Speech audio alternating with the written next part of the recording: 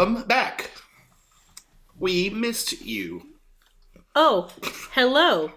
We are so excited that you are back and listening to us again. Replaced ourselves with robots to do our podcast for us. No, I am not a robot. Ha ha ha. Why would you think that? Hello, Have you ever humans. gotten those phone calls? Oh, no, I don't think so. So, they're technically not robocalls because they are controlled by a person, which is why companies can get away with using them. Oh, I heard about this. You might have told me about this before. Yeah. I've never gotten But one they're like, what it is a person is wearing a headset and they're controlling a call with a keyboard. Yeah, they're like basically driving the call. Yeah, they have a robot voice.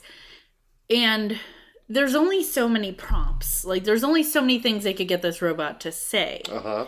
Because it's all pre-recorded. And, of course, it's stilted. It doesn't sound quite right, so you could tell. Yeah. And so if people are like, are you a robot?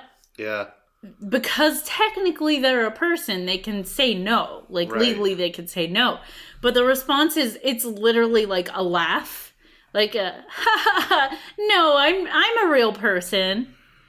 But it's, like, you know That's it's creepy. not. Yeah. But I know this because, A, I've gotten those calls. And B, I worked at a call center for a while. Mm-hmm. And I didn't do that. I called and begged people for money on behalf of nonprofit organizations. And slowly my soul went away. Mm-hmm. Not even that slowly. I only worked there for 9 months before I had to give up. Yep. But there was another section that was fairly new. But it was the section where you wore a headset and you controlled these robots. And if ideally what they wanted you to do was to control like 2 of them at a time. So That's stupid. Like, you would be doing 1 in each ear. I would never be able to do that. How could someone reasonably be expected to do that? Right? That's You can't keep track of 2 conversations at once. I would never be able to do it. And I knew people who worked in that section who were like, yeah, every now and then I like have an off moment. And so I realized, like, I haven't been paying attention to the other conversation. And so my robot's just been saying nothing for, like, 10 seconds. That's really weird. You know what? If I got one of those calls, I would say, you're creeping me out and hang up. If you get one of those calls, say, do not call me, put me on your do not call list. Don't ever call me, and definitely don't call me with your weird robot. I don't like it at all. It's interesting. It's weird. Yeah. And I don't like the fact that they can be like, oh, I'm not a robot. You're like, you're a fucking robot. Ha ha ha. Why would you say that? Yeah. I am a person. Do you have an oil can? I'm a real person. No. Just no. I like that me, a real person, pretending just it creeps you out already. Yeah, just thinking about I'm a real person. Ha ha ha. Yeah, the funny thing is, like, I used to have people think I was a robot on the phone all the time. Because we would have, like, a script we'd have to say, and I'd go through it. And they you also like, have one of those voices. You just I have do. a really... I got a robot voice. You got a really clear voice. You have, like, good tonality, and you enunciate. So you might sound like a robot. Years and years of speech therapy to make me talk this way. Yeah, I was talking about it at work again today. Yeah. But, yeah, a lot of things have led me to have one of those voices. Mm-hmm. And if you are so used to, like, saying a spiel, and you, like, don't stutter over your words, and you just get through it, people tend to think that you're a robot. So I did my, like, little intro thing. Ha ha ha! And people would be like, just, like, not respond, or, like, they would respond weirdly, and I'd be like, excuse me? Yeah. Or I'd, like, say something, and be like, oh my god, I thought you were a robot. And I was like, oh no, like, I'm an actual person. Ha ha ha! I am a person. I am a real person. That's my new laugh. I'm adopting this laugh. I particularly like the response of, I'm a real person. Yeah, right. Does a real person ever use the qualifier they would say real? I'm a person. Yeah, no person has ever been like, I'm a real person. Like... Or they'd just be like, I'm not a robot. Yeah. I'm not a robot. Don't call me one. I'm a real person. Now, like, when we're just cuddling at night, I'm just gonna randomly turn to you and make my eyes go dead and go, ha ha ha, I'm a real person. I don't like it at all. This is like freaking me out big time. Oh, I also wanted to talk about, so we record in the basement. It's always cold. I'm usually wrapped in a blanket. It is particularly cold tonight. I'm usually wrapped in America blanket. Mm-hmm. But tonight... The most patriotic blanket that ever existed, I'm debuting a less patriotic, but much cuter blanket. Yeah, I love you saying debuting, like it's like for the podcast. Like, you guys see my blanket? I'm also, like, have it clutched around me like it's some kind of fancy cloak. Can you all hear the blanket? Can you hear it, guys? Can you hear how cute it is? But it is... one of those tie-together blankets. My mom made it for me, technically for Christmas, but she was finished with it, and someone's got to use the room that she was making the blanket in, so she gave it to me. Yeah. But it has hedgehogs on one side, and then it's like a dark blue color on the other side. It's cute. It is really cute. The hedgehogs are multiple colors.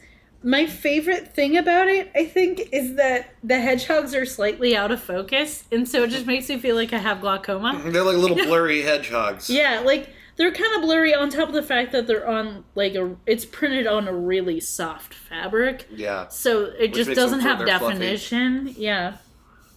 So I keep wanting to, like, squint at them to put them in focus, but that's just how the pattern is. Ha ha ha! Ha ha ha!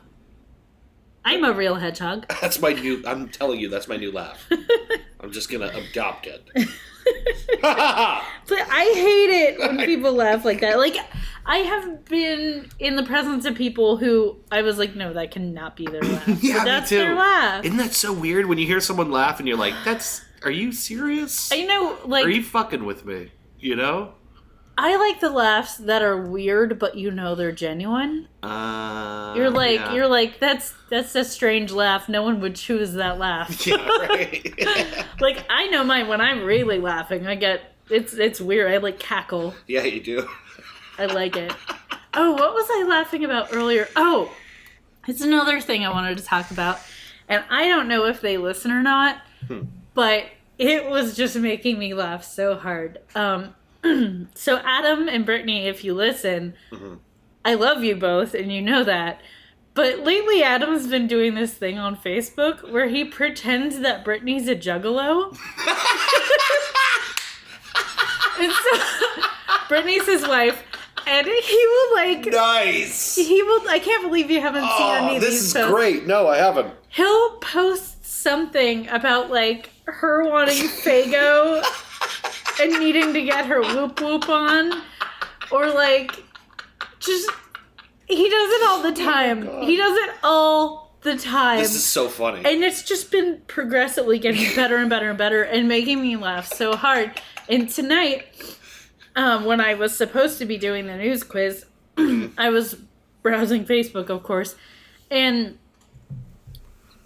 he posted that they were at the, what's their name? I don't know. Their band. The Insane Clown Posse? Yeah. Like that they were at a show? He posted that they were at the show in Toledo at a club called Freddy's, and people were like commenting on it, and Brittany is like, we are not at that show! Well, it's nice of him to be so supportive. And then he made a joke about, like, he thought it was a little unnecessary that she gave the bouncer so much attitude when he told her to put her Molly hatchet away. This is a great gag. It's the best. It's a hilarious gag. It made me do the cackle laugh. Like, I was alone in the living room reading this, and I was laughing so hard.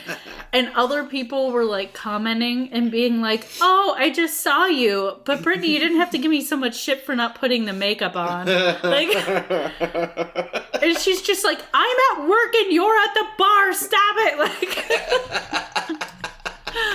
Oh my god, that makes me so happy. It's like, I love it. It's a wonderful gag. I love it. It's the best. It's pretty clever. He just torments her. My wife, the Juggalo. Oh, it reminds me of an article. I know I told you about it before, but it was like a satirical article along the lines of like articles about whether or not to circumcise your child and stuff like that. Okay. And this article was about getting her daughter's tongue pierced because they had to bring their child up with that Juggalo lifestyle. Oh my god. Their kids got to whoop with the best of them. Their infant. Yeah. Oh my god. That's a horrible I want to thought. say it was from Reductress. It was really good. You know what? I seem to remember something on this article. I seem to remember people taking it seriously. I don't think anyone. There's something like that. There was like an article not that long ago about someone and like how they want to raise their kid or whatever, or something they wanted to do that seemed a little bit over the top. I think that article you're talking about was what made me think of the Juggalo article. Yeah. But I don't think they're the same article because the Juggalo article is from years ago. Okay. But it just was a similar tone and made me think of it. But I forget what that one was. This is fascinating. Yeah. Anyway. Should we talk about some news? Let's talk about the news. I want to do the news quiz. God, is it fucking cold down here. Do you want to go get a America blanket? No, I'm good. I'm super tough. Yeah. I'm like fine. My feet are not at all frozen. I hate this.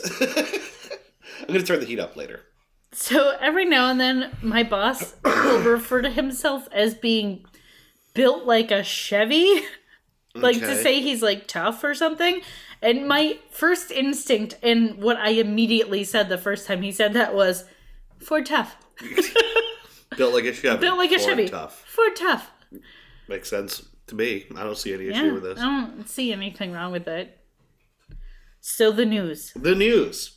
I am going to give you David P. Dragowska. Okay. They don't need to know my middle initial, but I like that you threw it in. They didn't have to know that was your real middle initial. It's true. You ruined it. Damn. I've been doxxed. So, I'm going to give you 3 headlines. One of them is actually real. Mm-hmm. 2 of them are not, and you have to guess which one is real. I'm going to so nail this. I'm going to crush it. All right, let's see. Please don't call me bro. I'm gonna crush it, bro. Ugh. Come on, bro.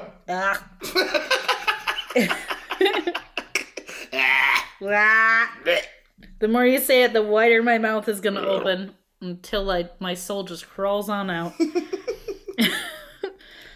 I got to get back to the news quiz. Okay. It's cool, bro. Yeah, bro. All right. First headline. Yeah. Exponential increase in avocado-related injuries leads to mandatory warning labels. Okay.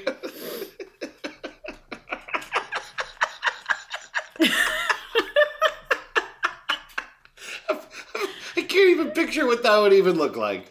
Just oh no! And then like cut through my hand, I guess. People just cutting their hands trying to cut through avocados. Oh man. Okay. Woman who can smell Parkinson's disease helps scientists develop early detection test. Okay. Local Santa accused of harassment. Mayor cancels Christmas. Cancels Christmas? Is he like he's like a grinchy old mayor? Well, cancels like their local Christmas event. Okay. I have a strong inclination on this one. Yeah.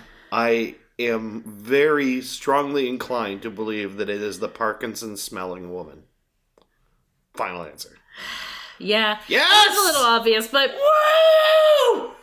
the the article is actually really interesting. Yeah, I'm the best! Okay, let's not get ahead of ourselves. Okay. Let's not get a big head over it. But I am the best, though. Yeah. Yeah, I'm number 1. All right, I'm going to start talking about this article. Okay. I'm sorry. I just had to have some fun with that one, and I like that voice. Yeah! Oh, yeah, baby. You're so good. Yeah. All right. Anyway. So basically, this lady's husband had Parkinson's, and she started to notice he had a smell. And originally, like, kind of gave him shit and was like, you are not bathing enough or something. Like, you gotta take care of yourself. Not connecting the two. Right. And, just, like, thought her husband was kind of stinky. Yeah, it was like she describes it as, like, a musty kind of smell. So, like, he just thought he just wasn't, like, drying off well enough or, you know? Yeah. So it wasn't until they went to, like, a Parkinson's support group that she left and she went, everyone there smells just like you. That's insane. And she connected that what she was smelling was the disease. Like, something about it, she can just smell it. Whoops. So, they didn't want to bring it up to just anybody because they didn't want people to think she was crazy, but she was also a nurse. Yeah. So it wasn't like she was like a kook and not familiar with medical stuff. Like, she knew that some people would think this is really insane sounding. So it does sound insane. Yeah. So they found someone who was like doing research into Parkinson's, and they kind of like did their own research on him and were like, I think this is the person we're going to go this with. Yeah. They must have done a blind test on her, too. Oh, yeah, they did. They tested her. Yeah. So they went to this person and they're like, hey, like, I have this ability. I can smell Parkinson's. Test me and we'll figure it out. Yeah. And so they tested her. Basically, they took, like, a piece of cloth and, like, had it on the person's, like, neck and head for a little while and then gave them to her. So she only got one wrong. Wow. She said this person has Parkinson's, and they said, no, that's the control. That guy called them later and said, what did she say to you? Because I've got Parkinson's. Whoa! So technically she got them all right, but she just detected it earlier than the tests had.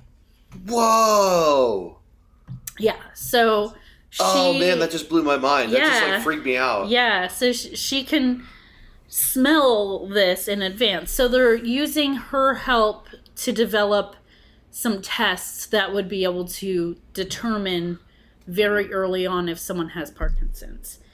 Right. Of course, like, Parkinson's is a fatal illness and there isn't a cure, but learning more about it is always helpful. The fact that there could be someone who can smell what the disease is, I mean, that tells us something about it. Yeah, that's and it crazy. tells us it's changing our body chemistry enough, you know? That can lead them in the direction of something. Yeah, and even early detection can help because if you catch something early enough, the treatments could be more helpful than if you catch it way later. So I want to make this lady smell me.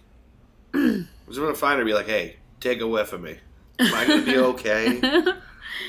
I mean, she can't smell if we're going to get something in the future, but obviously it seems like she could catch it before anyone else knows they had it. Like, that, very interesting. And what if in the future, this woman they never figure out how she knows it, and then they just make her sit in a chair all day and just parade people past her. Yeah, and they aren't able to develop the test. They're just like, you gotta have Linda sniff you. Yeah, That's the test. The rest of her life is she just has to smell all kinds of weird strangers for like ever. Her name is Joy Milne. Okay. And it says it was written as an interview, this article. And the last question they asked her is if her husband was aware of this and what he felt about it. And she said he was aware and he did encourage her. And he actually insisted before he passed away that she make them listen to her and she not let anyone shut her up about it, that she do something about it. Wow. Because obviously that's a talent. That's a skill. It's a weird one. Yeah, so super duper interesting, and what a coincidence that, like, you know, she just happened to figure it out because someone she loved had the disease. So I wonder what other stuff she can smell if she doesn't know. Yeah, who knows? Who knows if it's just that thing? I mean, there are people who can smell cyanide and people who can't. Yeah. Or people whose pee is made to smell after eating asparagus, and people who aren't. There are people who, what is it, the herb that some people think tastes like soap? Yeah, cilantro tastes like soap to some people, which is so weird to me, and I would be so sad if it tasted like soap to me. I feel like it partially, if I eat a lot of it, I can kind of get that. Yeah. But if it's just a little bit, it still tastes good. Like, so I don't think I really have that. Yeah. But I can see why people would think it tastes soapy. I love cilantro. Cilantro's good. God, I'm so hungry right now. You are very hungry. I mean, I didn't eat all day until I ate those PB&J sandwiches, but I'm like we are going to get Wendy's after this podcast. Yeah, I was ready to start the podcast, but Dave had to stare at the Wendy's menu for 10 minutes. This is rolling around going, oh, okay, that Asiago Club looks good. Yeah, that's nice. Just like clicking through sandwiches going, that looks porn. Pretty good. Yeah, seriously. I'm like ridiculously hungry for not a great reason. I mean, I even just ate. What's our middle segment? Is it just this, us talking about Wendy? No, there was something I wanted to talk about, and I'd forgotten. So let's talk about Wendy's. Ha ha ha! Ha ha ha! I think what I actually wanted to talk about for a minute, I told you about it today, and I watched the first episode of the second season of Mindfield. Yeah. Which is now available. Season 2 is now out on YouTube Red. Let's talk about what Mindfield is. Mindfield is super cool. So it is hosted by Michael Stevens, who is the guy whose channel is Vsauce. He's often known as Vsauce. Why is he called Vsauce? I don't know. I think I remember him. I don't know now. You okay? Oh, gee. Oh, no. Girlfriend, no. Steady now. You alright? I took a breath in. And like my hair got in my mouth and then I started choking. Ooh, I have to cut this hair. Mm-hmm. It's getting dangerous. Yeah. Oh my god. Girlfriend. Oh my god. I'm so sorry for coughing. Anyway. On mic. Oh. Vsauce. Michael Stevens' YouTube show all about science and really just fascinating educational stuff. He started maybe over a year ago. They dropped the first season of Mindfield, which is all just centered around the same kind of stuff, educational, science-based, things. One of the most interesting episodes of Mindfield he ever did was one where he isolated himself. You all right? What is happening to you? What is going on? Now I have that tickle. Do we need to take a break? Yeah. Yeah, let's take a break. Oh my god. Hold on. We're going to be right back. Jesus Christ. And we're back. And I'm not dying dying anymore. What the hell are we talking about? It wasn't Wendy's, was it? No, not anymore. Because their burgers are always fresh and never frozen. Oh my god. Yeah, and the Baconator has 6 whole slices of bacon. I think we decided, unlike assholes, which are never fresh but also can't be frozen. Yeah, you can't freeze a butthole. I don't really know why. Unless the person is dead. We talk some weird nonsense on this show. We're talking about Michael Stevens. We were. So, Mindfield, one of the coolest things he did on that show was one about isolation in like being placed in isolation and the effects it has on the mind, and basically put himself in a white room with a light that never turned off, and everything in it was just like bright white, and he had a little turlet and a bunch of Soylent to eat. Oh, yeah. Which is, disgusting. And was in there for 72 hours and actually started to screw with his head. He was, kind of hallucinating, and... Yeah. When you don't have a method to keep time with, your internal clock isn't that accurate, so... Yeah, he was, 24 hours ahead. Yeah. Or something like that. He thought it had been, a full day by the time it was only, half a day or, something like that. Or maybe, 14 hours or something like that. Yeah. And so, it seems like torture. But, this is the kind of stuff that he does on Minefield. It's really, really interesting. A lot of, like, pursues a lot of, like, mental illusions or, like, the way that we think or things like that. I just remember one of his videos was they took, like, hot dogs and they took, like, cold hot dogs and lukewarm hot dogs and they set them up, like, every other one. Yeah. And if you touch them and kind of, like, roll your hand down them, you think your hand is burning. Yeah. Because, like, your nerves you can't get a good, like, idea of what the temperature actually is because you're getting so many different signals. Yeah, like alternating signals. It, like, confuses your body's nerves. Yeah. I thought that was interesting. Yeah, it was really interesting. But the new season just came out recently, and the very first episode is the only one I watched, and it was really, really cool. Because it's about the ethics of experimenting, like with people, and like some of these experiments that, like, I'm sure you probably remember. I can't remember who conducted it. It was an experiment about how far people are willing to go as far as obeying orders, and they had, like, basically someone in another room that was supposed to answer questions. Yeah, and if they got them wrong, electrocuting them. Yeah, they had to deliver a shock according to what was on the paper, and the person in the other room is screaming over the microphone, but there's no real shocks. The test is on the person administering the test. Yeah. And I guess it messed some people up. Oh, yeah. And, like, afterwards it was, like, hotly debated of whether or not it was possibly ethical to do something like that. Also, there was an experiment on people. Some people were designated as prison guards and some people were designated as inmates. Yeah. And they had a time frame for how long they were going to do this. It went so off the rails because people really took on these roles. Yeah. And it got so crazy and possibly dangerous that they ended up calling the experiment off. Yeah. Like, they ended it early because when it had such unexpected results. Yeah.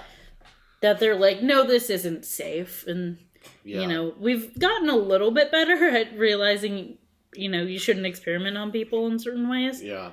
Well, this episode dealt with the famous trolley dilemma, which has been used by a lot of psychologists to, like, sort of, like, it's a thought experiment where, you're standing near train tracks and a train is approaching and there's 5 people on the tracks, but you have a lever and you can divert the train to another track that only has 1 person on the tracks. Yep.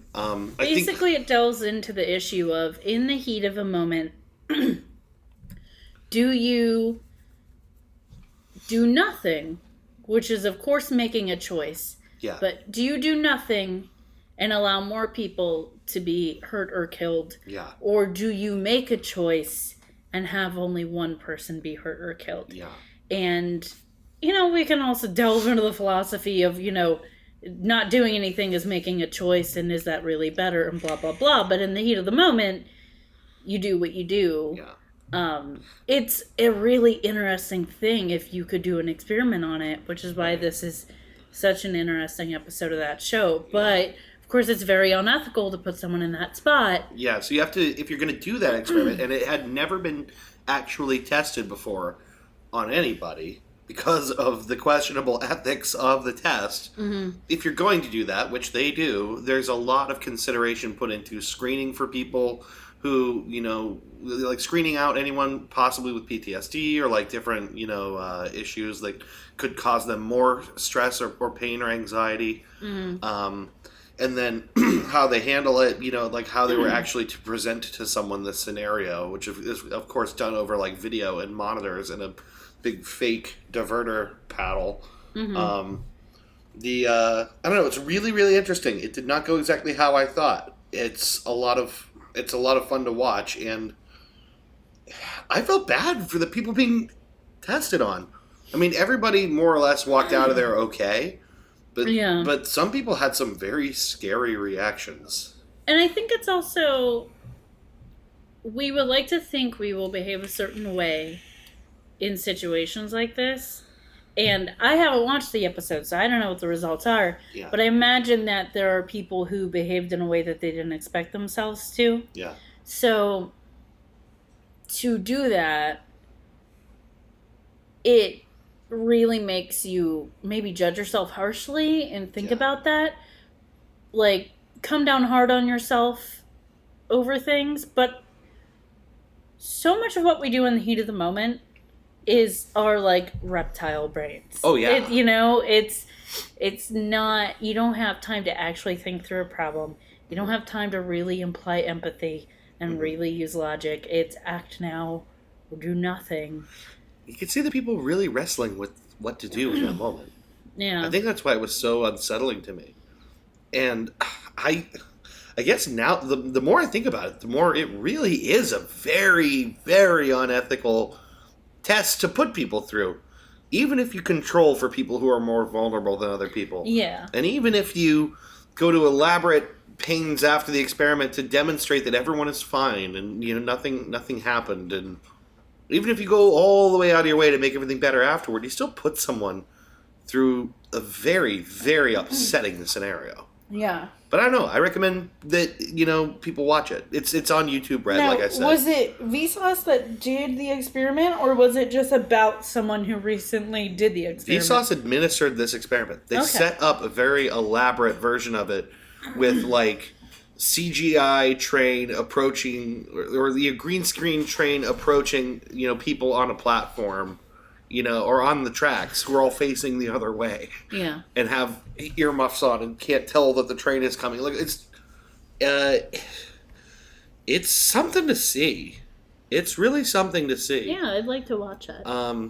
You know, if you don't have YouTube Red, I can't say I blame you. I mean, no one wants to pay for YouTube, I guess, but this is one of the few shows that they put out on YouTube Red that I think is actually worth it. There's a new show that Adam Scott is in. It's a YouTube Red show. You know what? I watched a couple episodes of that. It was Want to See a Dead Body. Is it good? It's weird. I really, really wanted to like it. It stars Rob Hubel, who is like the lead of the show. The first episode is him going around with Adam Scott and Terry Crews, I think. I mean, I will basically just watch anything with Adam Scott in it. Yeah. Because I love Adam Scott. I know. In, like, a weird, obsessive way. That's not a bad show either. Like, I only watched a couple episodes. I feel like the premise started to wear thin for me even by 2 episodes in. We watched some of Rhett and Link's show. Yeah, the Buddy System. Yeah, that show I kind of liked, but again... I didn't finish it. YouTube Red does not have a fantastic track record right now. There's so very few shows I care about on YouTube Red. Every time I close my YouTube app and then open it back up again, like in the middle of watching a video, it's just, you could have kept that playing. You want YouTube Red? And like, I'm just like, no, I closed it because I wanted it to shut up for a minute. Yeah, they're ridiculous. I will tell you this. If YouTube TV ever comes out to this area, I'm buying it. I'm buying it in a heartbeat. $35 a month for a handful of channels. I would totally buy $35 a month for a handful of channels? Yeah. What are we talking? Like, what kind of channels here? Well, hold on just a minute, and I will tell you. Because actually, it's a pretty comprehensive package. I mean, I thought at least that what they were offering was pretty legit. So... let's see. First of all, you get like 6 accounts, which is awesome. Because, I mean, I'm like cheap and I won't even just get my own Hulu. There's over 40 networks and cloud DVR, so you can record stuff. Okay. You know, and store it in the cloud, which is super sweet. 6 accounts a household, $35 a month. I'm looking to see what the channel list includes. So... ABC, CBS, Fox, NBC, AMC, BBC America, which will have Blue Planet 2 on it, which I so want to watch when it comes around. It's Bravo, CBS Sports Network, CNBC, NBC CBS, Sports, baby!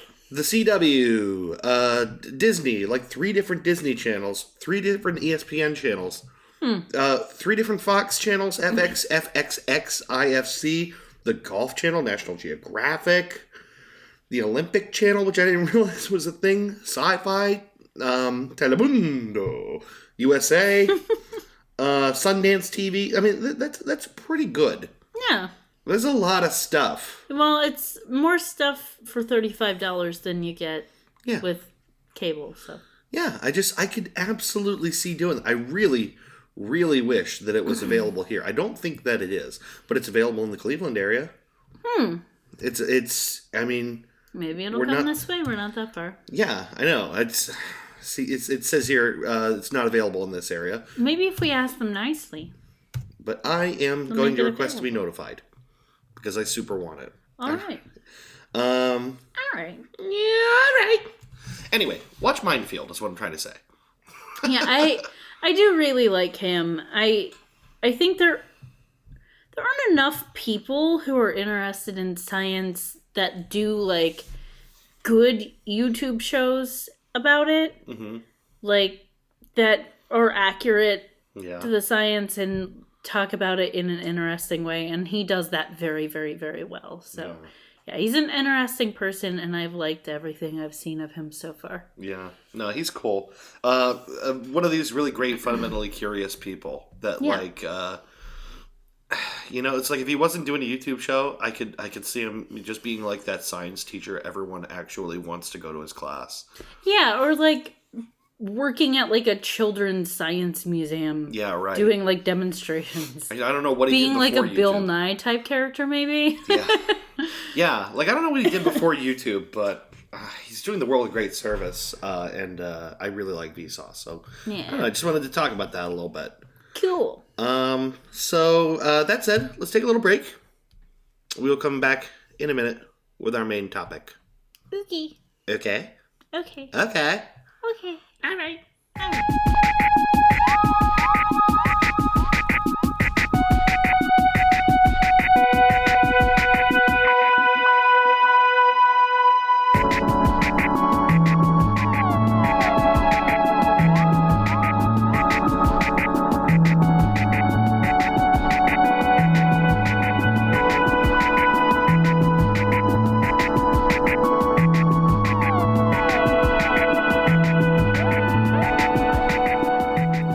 Bienvenue. Hey. We're back. Bonsoir. We're back. And this French guy is here instead of Dave. Comment ça va? Oh, ça va bien. That is not even remotely French sounding. What I wanted to do was come back to Telemundo, but I said something in French instead. Like you were thinking Telemundo, but just something in French came out? It's Telemundo! Okay. Do you want to introduce our topics? I feel like you always ask if I want to, but I never ask you if you want to. I would like to. So, for this episode, I wanted to learn about it. It was one of your topics, actually, I think. Yeah, it was one I put on the list for you to do, but they're really just like ideas, and most of the time we both want to know about them, so it really doesn't matter who does the research. One of my favorite things to talk about on this show or to look into is various forms of bullshittery and quackery. Mm-hmm. And so, when I saw this on the list, I got excited, and I wanted to have you look up information about Dr. Oz. Yes. TV's famous, maybe a doctor guy, maybe actually... No, he's a cardiologist, right? He's a heart surgeon. Oh, yeah, okay. So, I mean, he's a doctor, but he's also like a weirdo who talks about magic beans a lot. Yeah, and we will talk about that specific claim. So I wanted to have you research Dr. Oz, in particular also because I feel like this guy... I mean, you can't throw enough shade at someone like this. He's like, a major daytime TV presence all around the country. This is the kind of person who really annoys and frustrates you and I. Yeah. Because... he has such a big mouthpiece. Yes, he targets a really specific audience because of when his show is. Yeah. And because of the fact that Oprah has endorsed him. Yeah. So he has a huge audience. And the people that see his show are people that maybe aren't the best with critical thinking because he's on a major network, he's on TV, He's endorsed by Oprah. Yeah. He is a doctor. Mm-hmm. And he's so damn likable. And on some level, if you're sitting around watching daytime television, you're either, like, old or sick or, like, otherwise, like, not doing shit. Yeah. Like, I gotta wonder exactly what his audience is and exactly, like, how much money people pump into the crap that he recommends. Yeah. And, I mean, like, I learned when Jerry Springer was on daytime TV. The good old days. That not everything on daytime TV is to be believed or credible. But not everyone has learned that lesson. I wonder what he's doing right now.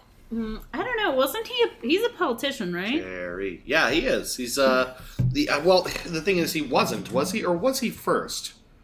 I can't remember. Oh, we'll talk about Jerry later. I'm like already immediately doing the thing where I search for things. So let's not do that. We'll make him a topic. Yeah. Yeah. Tell me all about Mr. Springer. Yeah, Jerry. But I want to talk about Dr. Oz. Yes, Mehmet. About him as a person, and then get into the TV show and some of the claims he's made. Mm-hmm. His name is Mehmet Cengiz Oz. Cengiz. Yeah, Cengiz. I don't know if I'm really pronouncing that right. Cengiz. Uh-huh. Cengiz. Cengiz. You just wanted to say jizz. Yeah, I just want to say jizz. It also sounds like send jizz. Like help. Nope. He is Turkish. Okay. He is Muslim, or he identifies as Muslim. He does have some Christian influences as well, and he does transcendental meditation. Just like throwing that out there because I read it and thought it was interesting. That's kind of interesting. And right up at the top, most of this is from Wiki, but I did read a few other articles and watched the John Oliver video again. Oh my god. Which I suggest. Go watch the John Oliver video on Dr. Oz. I love John Oliver. John Oliver is like the superhero we need right now to take down all the bullshit. Yeah, so Dr. Oz was born in 1960. I didn't know this. You might not have known this. He was born in Cleveland, Ohio. I did not know that. Not too far from us. That's, sorry, world. His parents were from Turkey. His mom, her name is Suna. She was a pharmacist. And his father, Mustafa, earned some scholarships that allowed him to come to America as a medical resident. So his dad's a doctor too. Okay. He has two sisters, Saval and Nazlim. Okay. For his education, he went to the Tower Hill School in Wilmington, Delaware. In 1982, he got an undergrad biology degree from Harvard. So, this is a well-educated person. Yeah. He won the Captain's Athletic Award for Leadership, I think, during his undergraduate studies. And in 1986, he got dual degrees, MD and MBA degrees at the University of Pennsylvania School of Medicine. Wow. And Penn's Wharton School. So he got both degrees at the same time. Did not realize that either. Mm-hmm. He was class president and student body president in medical school. So dude was like an overachiever in school, did really well. Yeah. So in 2001, he became professor at the Department of Surgery at Columbia University, and he directs the Cardiovascular Institute and complementary medicine program at New York Presbyterian Hospital. He still does both of those things. He does both of those and has a regular daytime TV show? Yeah. Shit. Yeah, I don't know how involved he is. I did read an article that stated he still does surgery on Thursdays, but I don't know if it was completely up to date. The article might have been from a couple of years ago, but he's still like a surgeon and wow, all this stuff. Yeah. Okay. He's pretty impressive, Gotta give it to the dude. He's hustling. Yeah. In 2010, he co-founded ShareCare Inc. with Jeff Arnold. It provides interactive question and answer platform for industry experts to answer health-related questions.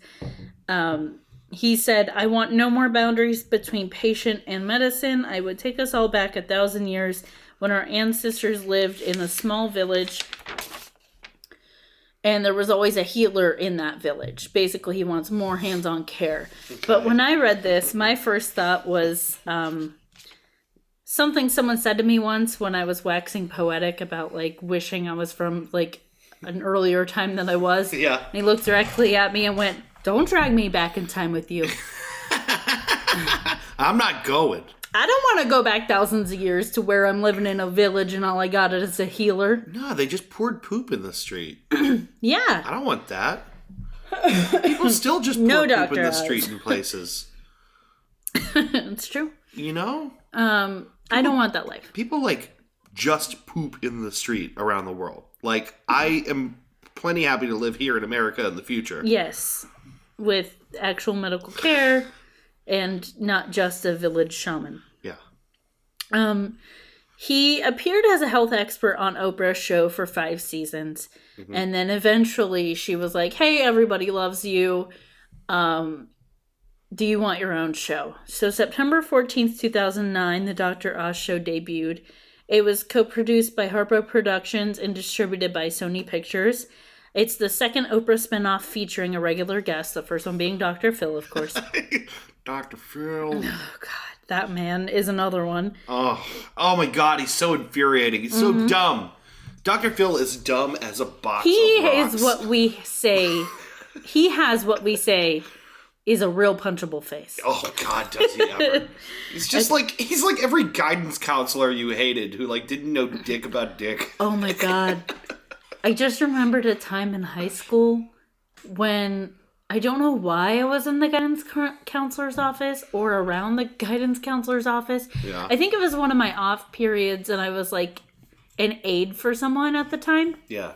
And someone like broke his chair and didn't say anything. So he went to lean back in his chair and he like fell and he got really mad. It was one of the guidance counselors in high school. I don't even know. The one that kind of looked like Sean Connery and seemed like a little creepy. Shit, who is that? I forget his name. I don't know. But yeah, it was really funny. Yeah, people falling out of chairs is never going to not be funny to me. Super mad. Anyway, enough about that. More about Mehmet. That'd be a good show. It's like the show that goes on after Dr. Oz. Yeah. It's just like him in a robe making cereal and like, oh, this is my Tuesday. And then like So this was the first time Oprah's company partnered with a studio other than CBS. Yeah. Presumably because Dr. Oz is in direct competition with Dr. Phil the Dr. Phil spinoff, The Doctors. Whoa, so what? There's a spinoff? There's a show called The Doctors, and okay. I think Dr. Phil had them on his show, and I think they might have also been on Oprah before or something. It gets confusing. Well, the extended universe of the spinoffs have spinoffs. So he's in direct competition with them, so CBS didn't want to be involved with both of them, I guess, or couldn't be involved with both of them. Yeah. Anyway, that's not the interesting part, so we'll skip past that now. There's another TV series called Transplant. It was like a special... Wow, you just made it sound real exciting. Yeah. Transplant! Ha ha! A special he did... I think at one point he did a special on transplants, and then I think he had like a little mini series called Transplant. It won a Freddie and a Silver Telly. Okay. He served as the medical director. I'm coughing again. Oh, no.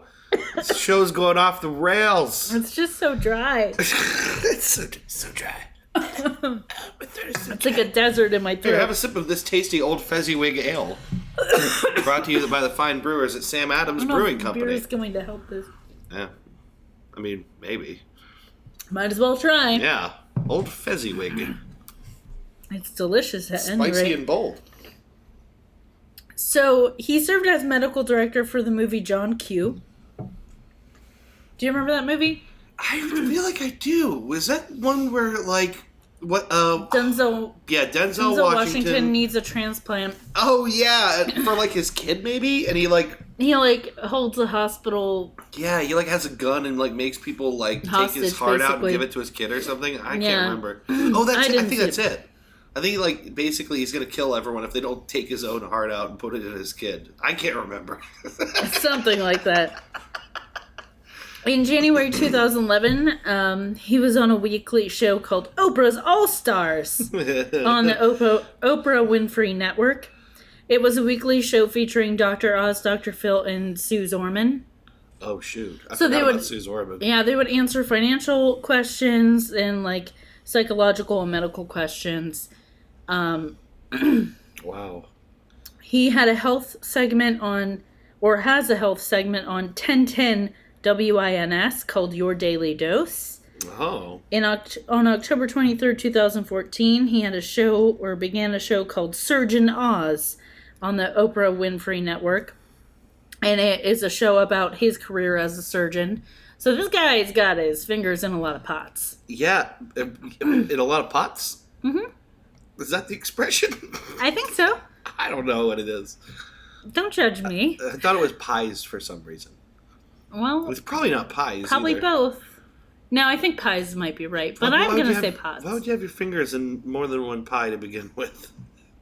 Because you're a disgusting human being. All right, and you like a lot of different pie. I'll allow it. All right. He's also an author. Yeah. He's co-authored 6 New York Times bestsellers with Michael F. Roizen. Mm-hmm. A lot of them are part of this You series. It's You, colon. You, colon. No, you. No, colon. You, colon. They have different titles following. The Owner's Manual. You, The Smart Patient. You, On a Diet. You, Staying Young. Most of his books are titled like that. Okay. You, Having a Baby. You having a baby.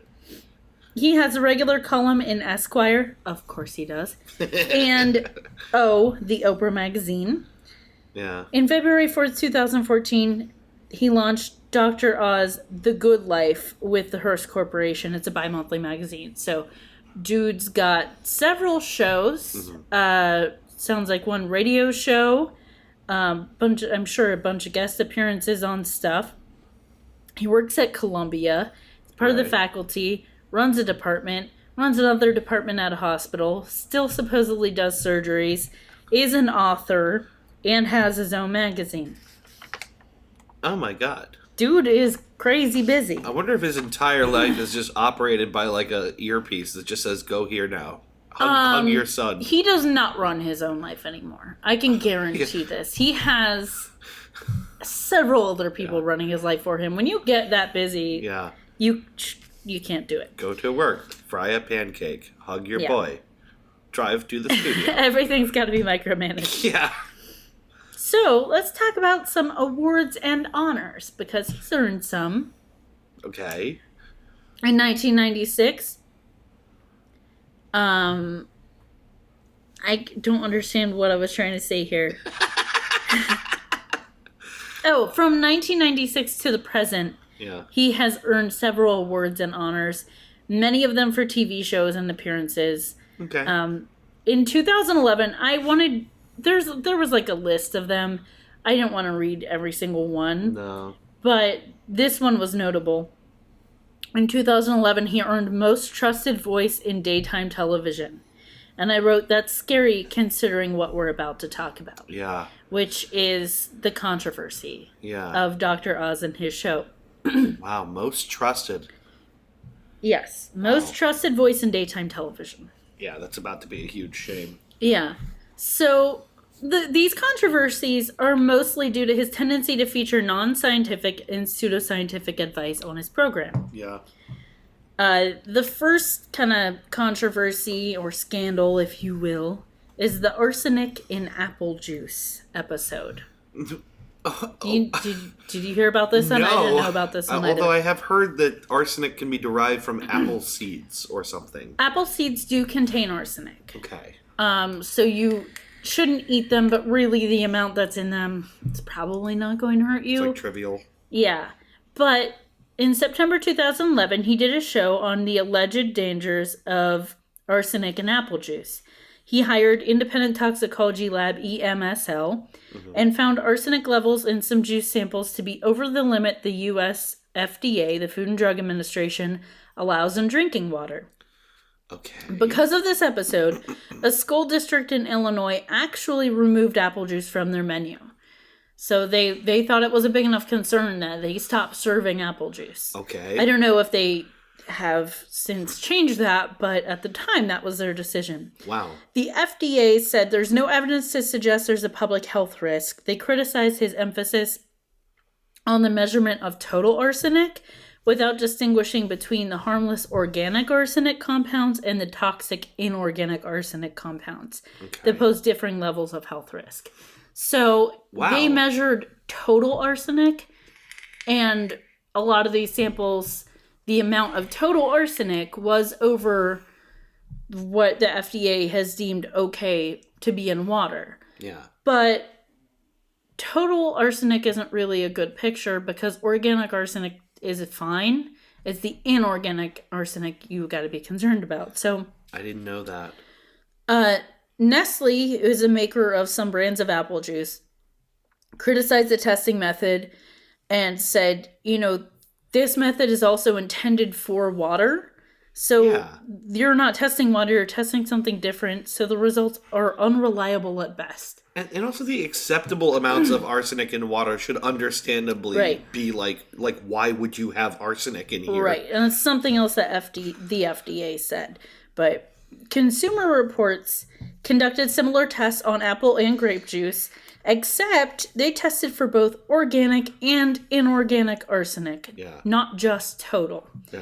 So 6%, 5 out of 80 samples, exceeded 10 parts per billion, but that was the total arsenic. Okay. So if they took the total arsenic, 6% of their samples exceeded the 10 parts per billion rule. Okay. Only 1 out of 80 samples exceeded 10 parts per billion for inorganic arsenic, which is the dangerous kind. And at that, its level was 10.48 parts per billion. It wasn't even that much over that recommendation. We're talking about parts per billion. Yes. I mean, so the allowable amount of inorganic arsenic in water is 10 billion. There are 10 parts per billion. Yeah. So one sample of juice exceeded that, and by not very much. Wow. So you could see the difference between looking at inorganic and looking at total. Yeah, right. And how you would get a very different idea of how big this problem is and if it's a problem at all. It sounds like the kind of thing that someone must have known, but then when they looked and realized that their study wasn't that interesting. Controversy. Yeah, it's like they look at it and go, well, what if we just treat this all the same? Yeah. And we have an episode now. Mm-hmm. And this limit only applies to drinking water. There aren't limits in place for juice, and the FDA said they would continue to do research and may implement limits in the future. But I went on FDA's website to see if there were any limits in place now, and they're not really concerned. Yeah, right. They were like, from what we've seen from the research we've done, we don't feel the need to put any limits in place. Yeah. It's not as big of a deal as his episode made it. Right. The next controversy is real age drug marketing. Okay. Oz is a spokesman and advisor for realage.com. He was criticized by New York Times for pharmaceutical marketing practices. Or it was criticized by the New York Times for pharmaceutical marketing practices because the site solicits medical info from visitors to determine their biological age. That sounds like such bullshit right off the top. And then uses that medical profile for pharmaceutical marketing. Oh, right. The New York Times stated few people would fill out a detailed questionnaire about their health and hand it over to a drug company, and that's exactly what RealAge does. Yeah. So he was involved with them and, of course, got some flack for that because that's not cool. That's crazy because that also means that, like, you know, what you think might be just sort of a harmless questionnaire actually gives them the tools they need to exploit whatever your situation is. Have you ever gone online and been like, okay, here's a interesting quiz that's going to tell me something that I know is bullshit, but I still want to know what my real biological age is based on all the shit I got going on. Yeah, it's like it's like wanting to know what Hogwarts school you belong to. Yeah, like, please tell me more about how I'm really 90 on the inside. Yeah, it's bullshit. People are very used to filling out these, like, surveys and stuff, so I could totally see how a bunch of people fall in on that. And now we're just going to keep the hits going, because we're going to talk about reparative therapy of homosexuals. No. Mm-hmm. Are you serious? Yep.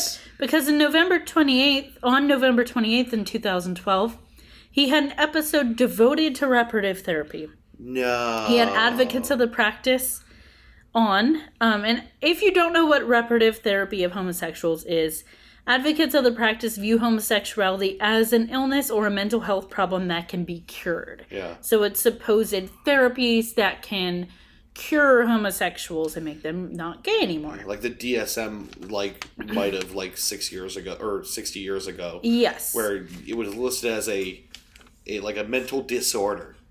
And people tried to treat it. Yes. I wrote, homosexuality doesn't appear in any current medical diagnostic manuals for illnesses or mental health problems. It is not in the DSM-5. Right. It was a very long time ago, but we realized that was not accurate, and that was wrong, and we took it out. I wrote next to this, do I need to say this? Really? Well, the thing is, today, I need to say this. The thing is, yeah, you do. There are people who need to be informed that this is not considered by any legitimate authority. And more just the fact that, like, illness. Just the fact that, sure, this episode was in 2012, but even then, that I would have to make a comment and be like, no, reparative therapy for homosexuals is not a fucking thing. Yeah, right. Not a thing. But you can pray the gay away. I've heard that. In response to reparative therapy advocates, several mainstream medical and psychological organizations formed Just the Facts Coalition. Okay. And they published a booklet opposing reparative therapy because homosexuality is not an illness. Mm-hmm. So basically, not necessarily in response to this episode, but in response to these people who believe in reparative therapy, mainstream medical and psychological groups were like, no, we have to do something to combat this. Yeah. So they made their own booklet, basically, and we're like, nope, we're just going to hand this out. Yeah. So this episode featured Julie Hamilton, who's a representative of the National Association for Research and Therapy of Homosexuality. Oh my God. Wait, they're called NARTH. NARTH. LGBT advocacy groups condemned Dr. Oz for giving NARTH a platform. Yeah. He wrote on his blog that he felt they needed to include all parties in a discussion, but agreed with established medical consensus that data doesn't support positive results. I call bullshit, dude. I call bullshit. Not everyone has to be a part of the discussion. If their part of the discussion is wrong. If you agree with medical consensus that the data doesn't support positive results and that you can't make someone who's gay not be gay because it's not an actual illness or health condition, then, oh my God, I almost knocked my can over and I forgot it was empty and I just, like, had a heart attack. I saw you, like, freak out. Ooh. Oh God, I hate that feeling. So No, I think you're right. I think it's like, it's bullshit that people feel the need to include everyone in a discussion like that. If you're making claims that aren't sound and scientific, don't need to include assholes in the discussion. Yeah. If their claim is not valid, if there's nothing to support it, there's no reason to include them in the discussion. There's no reason to devote an episode of your highly popular daytime TV show to that. Yeah. I mean, what are they contributing at that point except more noise? Right. Yeah. So that was that. Okay. In 2014, there was a Senate hearing on consumer protection. I know you know about this. Yes. And John Oliver talks about this. Yeah. on his episode. This was a fun little detour on that episode. Senator Claire McCaskill stated that by airing segments on weight loss that are later cited in ads, Oz plays a role in perpetuating these scams. Yeah. She was concerned. She said this to him. I'm concerned that you are melding medical advice, news, and entertainment in a way that harms consumers. Yeah.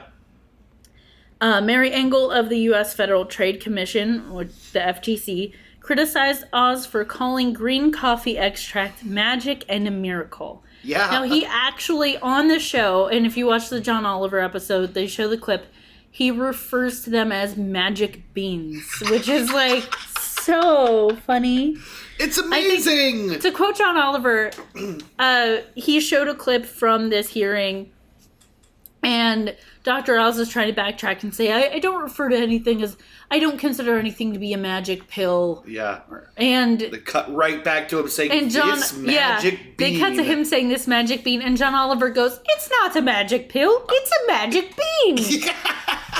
And it made me laugh so hard. This is really concerning. That's like he's got again the most trust of all these daytime TV people. Right. Hawking stuff based on complete nonsense. And a point that John Oliver made, which I thought was a very good point, is Dr. Oz during this hearing makes this statement that he needs to engage his audience. And so he uses language that other people might shy away from, like magic and miracle and all these other things, to get his audience involved and to engage them. Yeah. And John Oliver was like, you know what?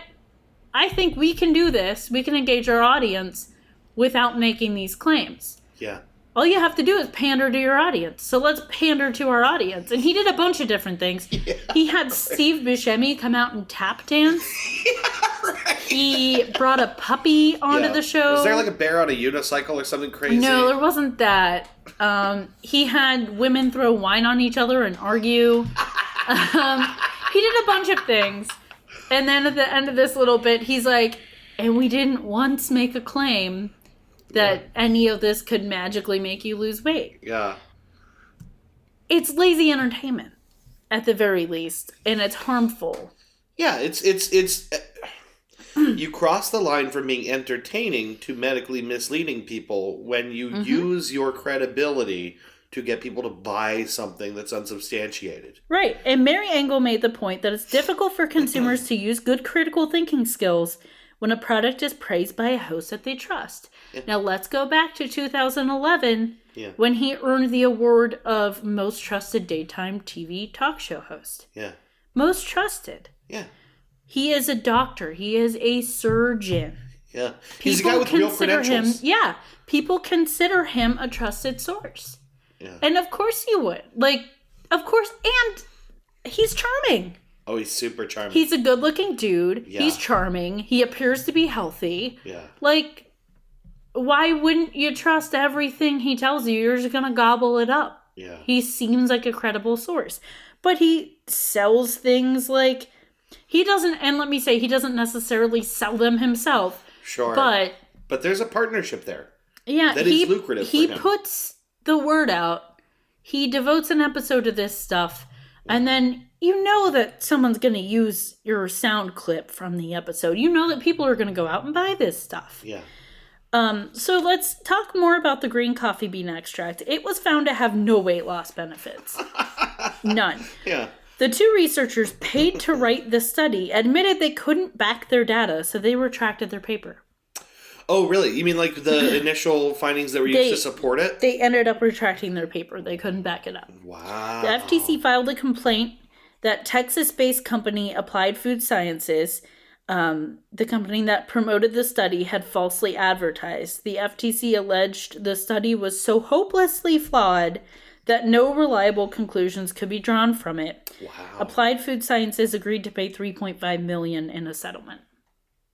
Well, that's something. That was their settlement.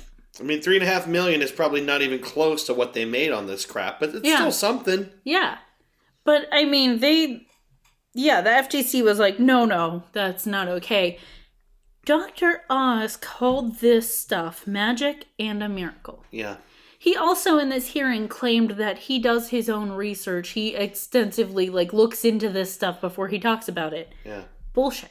Yeah, right. Bullshit. You could not have. Right. You are a surgeon. You are a scientist. Yeah. To some degree. You should be about logic. Even if you appreciate alternative medicine, which he does endorse. Yeah. There needs to be a level of understanding, how we determine if things actually work or not. Yeah. And embracing that. Yeah. Because what he does is so irresponsible. What he actually does is irresponsible. You can't possibly have looked at that study and thought it was feasible and thought it was legitimate. He's had to have written a couple of scientific articles as a surgeon. He has, developed new practices and new forms of, heart surgery and stuff. Oh, really? He's had to have published stuff. You think he's like a heart surgery innovator? That's fascinating. He has. I was reading that. In I think it was in one of the articles in the New Yorker article, The Operator, I think is the one where they talk about it. It was a good article. I didn't read all of it. Yeah. Because it is long, but it was good. And they talk about some of the stuff he's done. This guy is credentialed. He's not a hack. Yeah, right. He is in some ways good at what he does. In his field. But this part of his career, he's very misleading. Yeah. And it can be very dangerous for people. Yeah. And can I also say about alternative medicine, I'm always very, very... one of the things people trot out about alternative medicine is it totally works, but no big companies are invested in it because they can't make money on it. Right. That's such a silly thing because companies make buttloads of money on alternative medicine, and they do it by things like diluting it and claiming that makes it better. And it's already cheap, common ingredients that pretty demonstrably don't have an effect. I mean, they're just money for nothing. It's money for nothing. And your chicks for free. Yeah. And, okay, so these people who say that the alternative medicine can't make money, like you said, you made your point on that. But also, let's think about the fact that these are the same people that will raise their fists up and down and say, pharmaceutical companies screwing us over, blah, blah, blah. Yeah. You can't have it both ways. Yeah. Because those are legitimate treatments, and clearly they're making bank on those legitimate treatments. Yeah. Why would you think that if they could actually prove that these alternative medicines worked, of course one of these big companies would eat it up and patent it and make bank on it. Yeah. Again, it's cheap stuff. It's always like coffee extract. I mean, how much can that cost them? And how much do you think they sell it for? Yeah. Almost, I would say the profit margins on that have got to be insane. Yep. It's so commonly available, so cheap, and I'm sure they sell it at a premium. There are a lot of people in my life that buy into a lot of this alternative medicine stuff. Yeah. And to some degree, some of it, sure, there could be a use for it. Yeah. A lot of people went goo gaga over essential oils in the past several years. And some essential oils do have an antibacterial effect. You have to be very careful how you use them. You can chemical burn yourself if you apply it and don't dilute it. Oh, shit, your brother did. My brother did that to himself. He gave himself contact dermatitis. Poor guy. Yeah. So it's just like, just think about things. Yeah. Just think about things. It's so irresponsible. It's wishful thinking. So let's talk about his lack of scientific validity, because Popular Science, The New Yorker, and Forbes all published articles that were critical about him because of those things. Okay. That he gives non-scientific advice. Is he doing more harm than good? That's what the New Yorker, or that's one of the prominent things the New Yorker article talked about. Yeah. I think that might be the name of the article. It's called like The Operator, and I think it might be subtitled in there somewhere, like, is he doing more harm than good? Yeah. And saying that he's irresponsible in his irresponsible and dangerous treatment of eating disorders, which I wasn't able to find specifically how he suggests treating eating disorders, but I could only imagine. Yeah, right. From some of the other things, from the weight loss things that he talks about, that there's room for him being a fuckhead about eating disorders. There's a magic bean for everything. Clearly. Let's get the magic beans he spoke of. Yes. We're going to plant some them. magic beans. Who says that? This is my favorite part, and I think it's going to be your favorite part. Oh boy, let's hear it. The James Randi Educational Foundation. Woo! James Randi to the rescue! We love James Randi. Oh my god, do I love James Randi. What was the name of that documentary? An Honest Liar? An Honest Liar. Oh my god. One of the best documentaries I've ever watched. Oh, please watch that. I cried. Oh. Yeah. Did I cry? James Randi. So, the James Randi Educational Foundation has what they call the Pegasus Award. It's intended to expose parapsychological, paranormal, or psychic frauds that Randi has noted over the previous year, or that the organization has noted over the previous year. Yeah. The award consists of a silver flying pig, that's why it's called Pegasus, and refers to claiming something so doubtful that it will only happen when pigs fly. Ah, I see. Oz has been given this award not once, not twice, but 3 times. No kidding. More than anyone else. Really? Mm-hmm. He's earned it more than any other person. I didn't know about this. I didn't either. In 2009 was the first time he earned it for promoting energy therapies such as Reiki therapy. Oh. If you don't know what Reiki is, it's basically someone who claims to have, the special talent for healing energy, kind of holds their hands over you and pulls out the bad energy and puts their positive energy into you. Yeah, right. They're like a filter. Yeah. It's like an energy transfusion. Yeah. This is not a thing. No. This doesn't actually work. Oh no, Ross and Carrie have an episode on it. Okay. But yeah, it's someone holding their hands over you. Yeah. Literally waving their hands over you. Yeah, right. No. It's so silly. he promoted energy therapies such as Reiki. So he got the Pegasus for that in 2009. In 2010, he was given a Pegasus for his support of faith healing and communication with the dead, among other controversial practices. Oh my god. He was the first to receive the Pegasus 2 consecutive years in a row. Yeah. There was an episode, he's had a lot of guests on his show. He has had Teresa Caputo on his show at least a couple times. Do you know who that is? No. She is the New Jersey lady who communicates with the dead. The Long Island medium? Teresa Caputo, yeah. The Long Island medium? God, with the hair. She's so full of shit. They're all full of shit. Oh no, Ross and Carrie went to one of her shows too. Cold reading is... God, we got to do an episode on that sometime. My God. Let's just cold read people. Yeah. So he got the Pegasus for that. And then in 2012 was the 3rd time for his refusal to face reality for continued promotion of quack medical practices, paranormal belief, and pseudoscience. So basically, the first 2 times were kind of for specific things, and then eventually the James Randi Foundation is like, just give it to him again, because he's just still doing this shit. And he's just like... Yeah, just because he keeps throwing everything at the wall. We're going to throw this at him. Dr. Oz has been supportive of homeopathy, which is something you kind of touched on.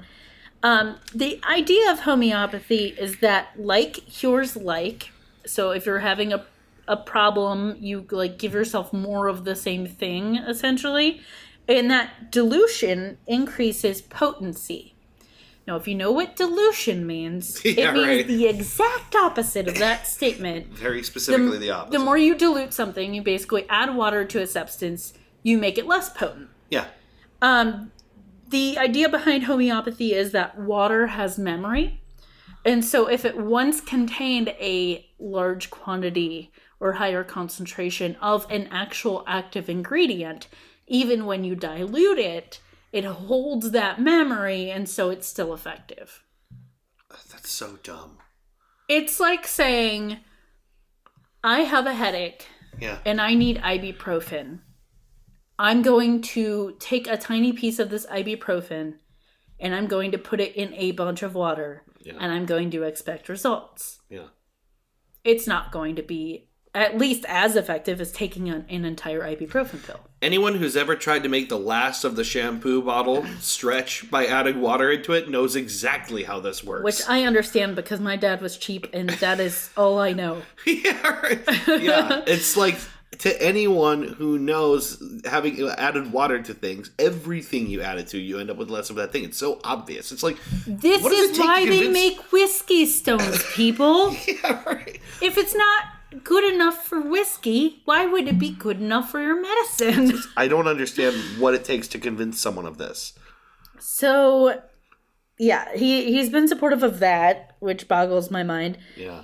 His image and quotes have been used in many weight loss product scams. He hasn't necessarily been found to be involved in the scams, but his statements are exploited by scammers, and he knows they're going to be. Yeah. You know that you're going to be used that way. Yeah.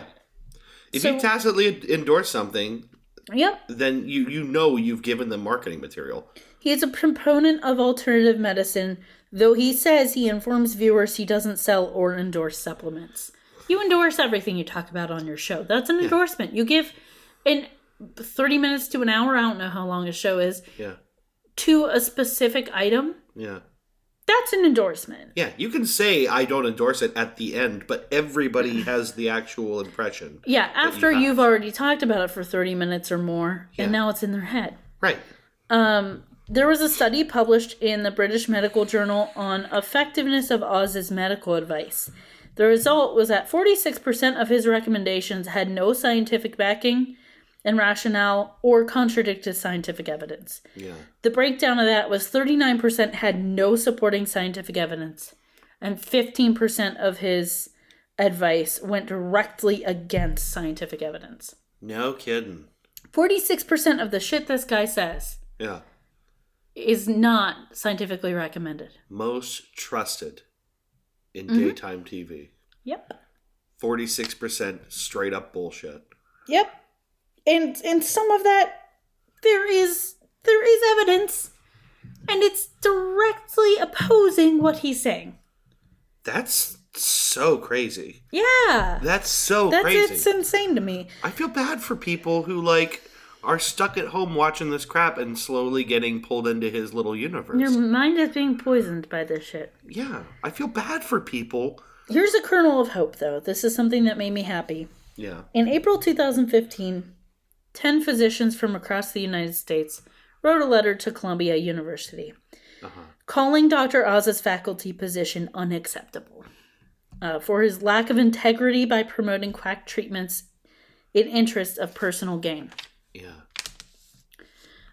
So basically that's where my research ended. So far nothing has come of that. He has not stepped down from his position, and Columbia University has basically defended him and said, you know, our professors can make essentially whatever statements they want to make in their personal time, which I think is bullshit because he is such a known entity. Yeah.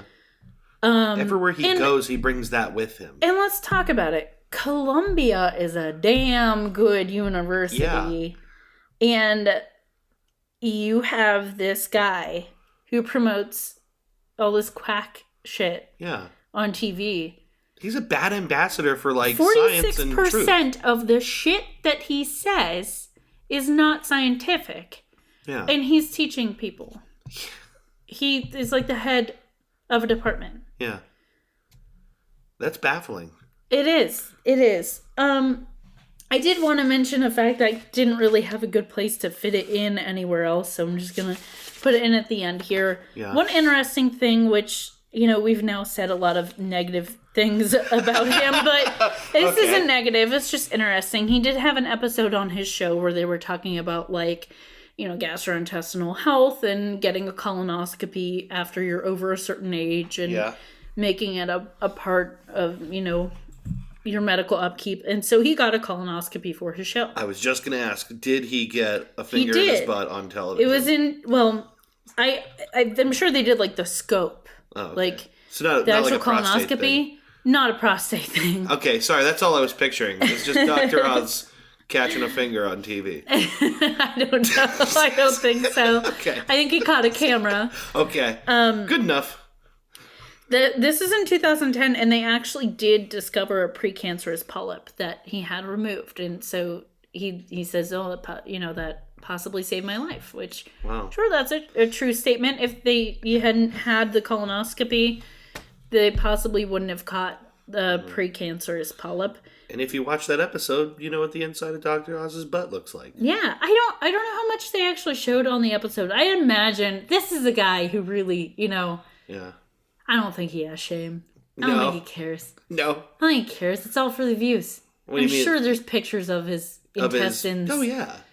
The inside of Dr. Oz's butt is out there.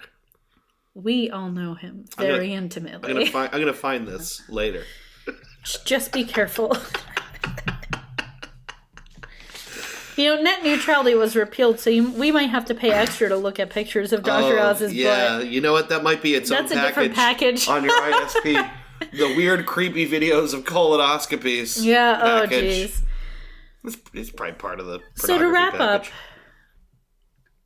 Dr. Oz makes me incredibly upset. Yeah. He is, by all accounts, a very well-educated man. A very talented man. Yeah. And very intelligent. Smart, capable, credentialed. Yes, which makes it all the more infuriating. Yeah. Because I can't give him the benefit of the doubt.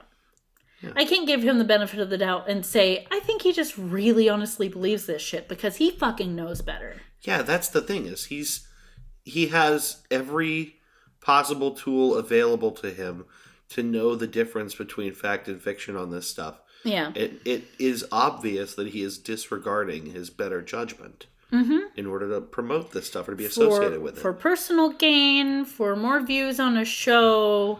Yeah. For fame, for celebrity, for whatever reason it is. Yeah. It's not okay. No. There are people who put their trust in this guy. Most trusted television, daytime television host. Right. In 2011. People put faith in this guy that what he says is true. Not to mention, again, people watching daytime TV, by and large, are the elderly. Like, the elderly and the unemployed, I guess. Yeah. But, old people will throw their money at the TV. It happens. People, they will still call and order shit off TV. And one thing I didn't really put effort into finding exactly the claim he made, but these claims, the stuff that he talks about, and that people watch on TV, and like you said, a lot of it's going to be elderly people or people who are, home because they can't work because they have, a physical illness or a disability or something like that. Yeah. These are the people who are going to be watching it because that's when it's on TV, when other people are at work or at school or whatever. Yeah. These are the people watching. We have had people come into the pharmacy and say stuff like, "Oh, Dr. Oz said this. He recommended this." Or he made a claim recently. Wow. I think largely people misinterpreted what he said in this case, but he said something about the prices of prescriptions and them getting racked up. And really what I think he meant, I don't know exactly what he said, was that these companies make a large profit compared to how much it actually takes to manufacture the medicine. Yeah. The markup is very high. Yeah. Most pharmacies have nothing to do with how much your medicine costs. Sure. The insurance, I work at a pharmacy, so we submit a claim to the insurance, and the insurance comes back in real time. Yeah. And says, this is how much we're charging the customer for this product. That could be based on whether you have a deductible. That could be based on what kind of medicine it is, what tier it's on according to them, whether it's in their formulary and it's something they like to allow their patients to get. Mm-hmm. All of that is out of our hands. And all of that is on the hands of the insurance company. Mm-hmm. We have had people come in after that segment aired. It was several people in the following week came in and were like, yeah, so I heard that there are some medicines that cost less off insurance than paying with my insurance. Okay. Absolutely fucking not. There is no medicine that's going to be cheaper without insurance than with insurance. It might be cheaper with a discount card if you have like a really high deductible or something, or it might be cheaper with a different insurance. Yeah. But insurances are not allowed to charge you more than what a medicine would cost without any assistance. Yeah, they're not allowed to have an artificially high price point just because they're your insurance company. The people hiking up the price, and I'm not saying you're not getting boned by your insurance because you probably are. Sure. But the people hiking up the price before the insurance even gets to it are the pharmaceutical companies, which is also bullshit. Yeah. I don't defend any of that. I deal with it every day. I see elderly people have to pay hundreds of dollars for their diabetes medication that they absolutely need because they're in the donut hole. Yeah. Like, all this shit sucks, and it's hard to see people go through it. But for people to be like, well, Dr. Oz said that there are medicines that are cheaper if I just pay the cash price, and I look at someone and go, if you paid the cash price for this medicine, you'd be paying $1,000. Your insurance is sure your insurance is charging you $300, which is batshit, but you would be paying $1,000 if they weren't covering any of it. Yeah, right. So, and obviously there are some medicines that are way more expensive than other medicines, and generics and brand names make a difference, but absolutely not. Yeah. Would something cost less without insurance than with it? So Dr. Oz brings all his bullshit into your pharmacy just by opening his damn mouth. Bullshit. And honestly, in that case, I don't doubt that is not what he said, but that's how it got interpreted. And I don't know exactly how he said it, but there were multiple people who interpreted it that way and came in to us with this. And I just looked at them. I was totally caught off guard because I didn't see the show. Yeah. And then all of a sudden, all these people are like asking me the same question. And I'm like, where are you getting this? Yeah, where did you all come from? Why do you think this? That doesn't make any sense. He affects people's lives. Yeah. He informs their decisions. It's irresponsible. It makes me really mad. It's just super irresponsible. It's very irresponsible. What is the dog I don't know what he's doing. He's being weird. Probably hunting bugs. Yeah. Wow. That was a very comprehensive overview of Dr. Oz. Yeah, he's a more interesting individual than I thought he was going to be. Yeah, it's sort of like he's like the P.T. Barnum of medicine. Yeah. There's been several of those over the years.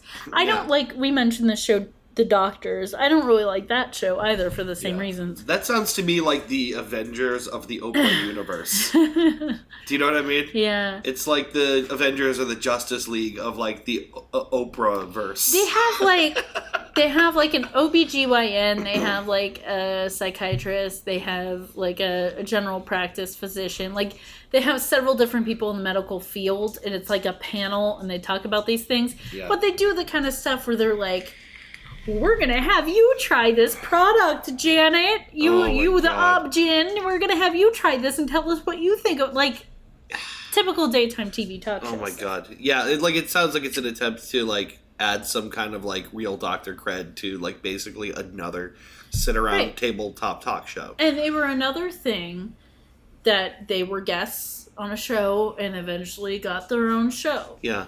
Because people trusted their advice. And people were tuning into those episodes because they wanted to see what they had to say. On some level, I'm kind of mad at Oprah. Me too. I was just going to say, fuck Oprah. It's like Oprah quite reasonably has a lot of trust too. I think like she ran a really successful TV show for many, many years with some real journalistic integrity. Good for her for doing all she's done for herself. Yeah. But fuck her. Yeah, she just kind of descended into like just regular old vanilla entertainment on TV and then making things worse by promoting these quacks. You have power when you have money. Mm-hmm. And when all you care about is what can make money, and what's going to get views, what's going to earn you money. Yeah. Which, I mean, that's has to be part of your decision. That's what TV is about. Yeah. What's going to get people to watch. Yeah. But you have a responsibility to people. And doesn't seem like she understands. It doesn't seem like Dr. Oz understands that. Yeah. Or if they do, they just don't care. So people, please, do not get your medical advice from someone on TV. Yeah, right. Seriously. Even if something sounds good, do your own research. Yeah. Look into it. See if there's a valid study for it. I will tell you right now, there is no easy way to lose weight. Yeah. Even... Oh, God, this dog just farted, and it's horrible. Oh, my God, no! No! Even the pills you can take under the supervision of a doctor to lose weight... Yeah. aren't the end-all, be-all. Right. And they're very, very regulated. Why would you think that if they took ephedrine off the market, off of being over-the-counter, because of all the issues it caused in the 80s, why would there be something over-the-counter that's going to work just as good, if not better, than ephedrine? Yeah. Because you can get ephedrine with a prescription. Yeah. But they, lock that stuff down. Well, this is why I say a lot of this just boils down to wishful thinking. A lot of people really want to believe... We want an easy way out. Because kicking our own asses at the gym and eating better is tough. Yeah. And it sucks. And we don't have time. And there's Wendy's. I get it. And Wendy's exists. Fuck Wendy's. And their delicious Baconator with 6 strips of Applewood smoked bacon. Don't do this. We are not endorsing Wendy's. Oh, I am. I am completely endorsing Wendy's. Oh. Well, that was great. Thank you for the full overview on Dr. Oz. I always end up so angry. I know. Well, this is what happens when we look into the kind of things we look into on this show. We will invariably find ourselves frustrated with our hands in the air. Let's go back to last episode when it was about Bigfoot and we were happy again. This has been a bit of a long one, actually. We're like, did you hear that too? Yeah. Like a creepy sound over there. Like something fell. Huh. Anyway. Yeah. Dog farts, things falling. That's real spoopy. This has been a bit of a longer episode, so I guess we'll wrap it up here. Thank you for listening to Goose Chase. Thanks, lovelies. Please reach out to us if you have any suggestions. Yeah, if you have something that, you're kind of waiting around to see if we do on the show and we haven't done it yet, send us an email. Find us on Facebook. Get in touch with us, because honestly, we've had some really good listener suggestions, and they've been a lot of fun. And so, by all means, contribute to the show by suggesting some ideas. Or just, email us and tell us that we're really pretty and you believe in us. Yeah, that's nice. I could use one of those. Yeah. Oh. Anyway. Thanks, guys. We will see you in another week with another episode of Goose Chase. Goose Chase. Have a lovely week. Bye. Bye-bye. You've been listening to Goose Chase. We are Goose Chase Podcast on Facebook and Twitter. On Twitter, our handle is @GooseChasePod, and our website is www.goosechasepodcast.com. If you have any topics you'd like us to research, please email us at goosechasepodcast@gmail.com. Want to go on a goose chase? Yes.